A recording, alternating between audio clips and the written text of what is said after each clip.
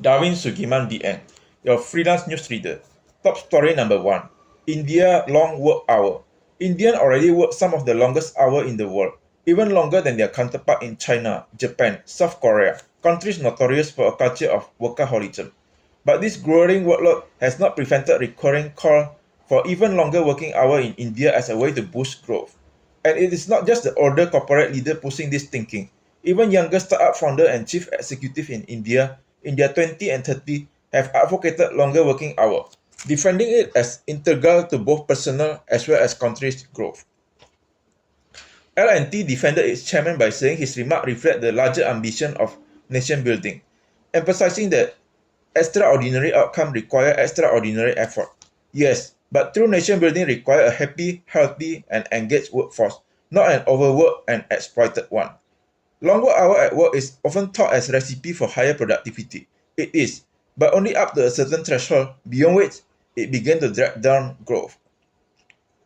Longer working hours not only destroy productivity but also increase the probability of error, accident, and sickness, inflicting further costs on the employer.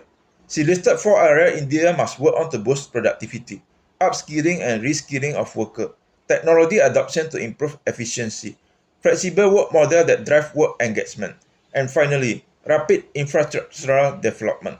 That is how India is going to be a great nation and a great economy, she added. Top story number 2. US trade protectionism. Mr. Donald Trump has long declared himself as a tariff man, willing to impose sweeping levies on imports from countries that have hurt America. For the world, Mr. Trump's opening gambit on trade means a series of countries will be forced into bracing negotiation over everything from trade deficit and currency policy to immigration, and even America's new desire for territorial expansion. Financial market could be shaken, and the global economy may suffer. Slapping huge tariff on gas, grocery, phone, TV and car means working American families are going to pay more for the things they need, say Mr. Ron Wyden, the Oregon senator. Some of the impact could be mitigated by appreciation of the US dollar and substitution of domestically produced US goods, while corporations may choose to absorb some of the increase in costs via lower profit margin, economists say. When it comes to raising revenue, if the tariff is too low, it won't raise enough money. If it is too high, it will stop trade. And then you won't make any money. They will need to find a sweet spot. Top story number 3. Online harm, gatekeeper. Singapore media regulator announced that it is rolling out a new code requiring App Store to screen and prevent users aged below 18 from downloading apps meant for adults, such as dating app and those with sexual content. The code requires 5 designated app distribution services: Apple App Store, Google Play Store, Huawei App Gallery, Microsoft Store, and Samsung Galaxy Store to implement measures to set community standards, minimize risk of exposure to age-inappropriate harmful content, and respond promptly to user report of violation. Business can also play a part at the point of purchase. Most mobile devices came installed with apps like Google's Family Link and Apple Screen Time that provide filtering options and parental control, such as turn-off function for in-app purchasing and App Store access. Retailer can advise parents and caregivers on how to best use such settings. Services such as Grand Theft Auto, Fortnite, Roblox, Snapchat, and Hola. Some of these are popular games that contain violent content or mature advertisements unsuitable for children. Top story number 4. Smartphone dumb phone. I am a 29-year-old anti-tech activist. I received my first smartphone for Christmas at 15 and spent the ensuing decade in thrall. But I gave up 3 years ago, switching to what I call a dumb phone. Mine is Nokia 2780 flip phone that can do little more than call and text. Downgrading is a radical decision to step backward in an age of DJing almost compulsory forward momentum. They are often skeptical. I have no sense of direction is common objection. But is it really possible to overcome it, to downgrade without greatly inconveniencing ourselves and everyone we know? It will be slow and awkward. Just as many of us can no longer navigate our cities intuitively, we can no longer navigate our days without internet. In moments of boredom, stress, procrastination, we reach out for our device. Social media meets essential human need. entertainment, inspiration, solace, knowledge of the world, and connection to others. We have had, we have always had this need, and we have always managed to meet them in some form. People obviously dated long before the introduction of dating apps.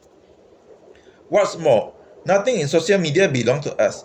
Our art, our idea, our relationship are reduced to data to be mined and exploited by tech corporations, sometimes even used to train artificial intelligence model. Top story number 5. DeepSeek. Liang Wenfeng.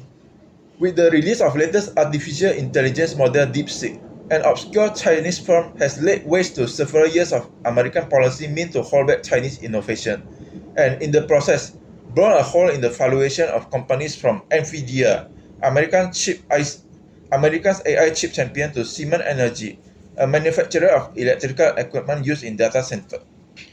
In demonstrating its ability to innovate around American export restrictions, DeepSeek has raised doubt as to whether access to part of cutting-edge semiconductor and related equipment is as important as previously thought when it comes to training AI models.